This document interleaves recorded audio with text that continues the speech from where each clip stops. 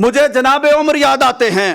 حضرت عمر رضی اللہ تعالیٰ عنہ گشت کرتے ہیں, 3 میل کے فاصلے پر مدینے سے نکل جاتے ہیں, مشہور واقعہ ہے, لیکن آج دل کے زخم تازہ ہیں, اس لیے میں سننا اور سنانا چاہتا ہوں. ایک گھر میں دیکھتے ہیں, خاتون ہے, ماں ہے, چولہے پہ ہنڈیا چڑھا رکھی ہے, بچے رو رہے ہیں. یہاں پھر وہی عمر ہے, کہتے ہیں ان کو کھلاتی کیوں نہیں, رات اتنی بیت چکی ہے, بچے رو رہے ہیں, تم نے ٹائم سے کیوں نہیں کھلایا.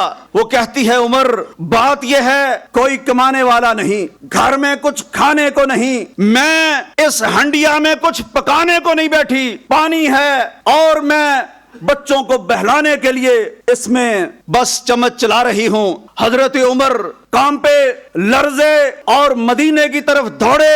اسلم بیان کرتا ہے آپ کا غلام بیت المال میں آئے, رات کے وقت گھی لیا, گوشت لیا اور شہد لیا, آٹا لیا.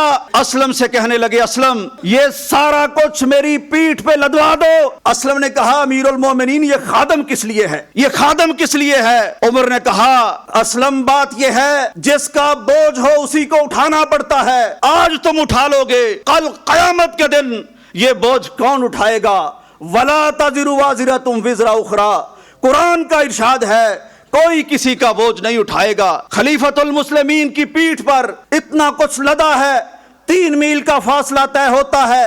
وہاں پہنچتے ہیں, چولہے پر بیٹھ جاتے ہیں, اور تفصیل لکھنے والوں نے لکھا جناب عمر, وہ آج گیس تو نہیں تھی, لکڑیوں سے وہ چولہا جلاتے تھے, تو آپ بیٹھ گئے, پھونکے مار کے آگ جلاتے رہے.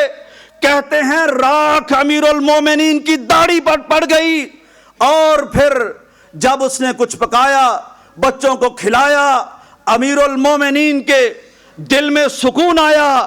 اور اس کے بعد وہ عورت پتہ کیا کہتی, عورت کہتی ہے سچی بات ہے خلیفہ بننے کے لائق تم ہو, نہ کہ وہ عمر جس کو پتہ ہی نہیں اس کی رعایا کا کیا حال ہے. پتہ اس کو نہیں تھا, یہ وہی عمر ہے جس کو رعایا کی حال کا پتہ ہے.